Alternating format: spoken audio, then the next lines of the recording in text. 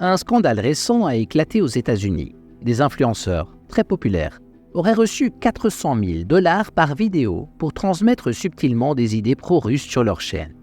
Ceci cacherait une stratégie très sophistiquée de manipulation de la part du Kremlin.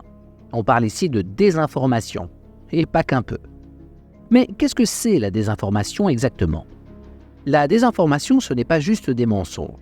C'est une stratégie délibérée pour induire les gens en erreur en présentant des faits biaisés ou partiels. Contrairement à une simple erreur, ici, tout est pensé et voulu. Le but, semer le doute, diviser, manipuler.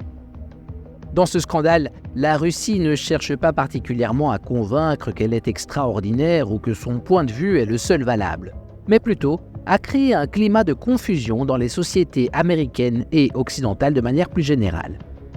Dans une démocratie, l'opinion publique et la confiance en ses dirigeants sont cruciales. Les décisions des dirigeants dépendent du soutien des électeurs. Alors, influencer ce que les gens pensent revient à manipuler directement des élections ou des politiques. La désinformation devient une arme puissante. Elle fragmente, suscite l'incertitude et permet à des acteurs étrangers de créer un climat de confusion chez ses rivaux. Plus les citoyens doutent de leurs sources d'information, plus ils risquent de rejeter les décisions officielles ou alors de soutenir des leaders favorisant des intérêts qui profitent à ses rivaux. Il y a quelques années, la désinformation passait souvent par des faux comptes ou des bots qui répandaient les fameuses fake news. Aujourd'hui, la stratégie est bien plus subtile. Des influenceurs respectés relaient des idées biaisées.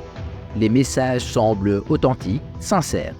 Et c'est là que la manipulation devient redoutable. On fait confiance à ces figures publiques sans se rendre compte que le message est orienté. La propagande se cache désormais derrière des personnalités auxquelles on adhère, la rendant bien plus difficile à détecter. Quand l'opinion publique est fragmentée et confuse, les conséquences dépassent largement le cadre des réseaux sociaux. Les institutions politiques en sont affectées, et la polarisation ouvre la voie aux idées extrêmes et aux théories du complot.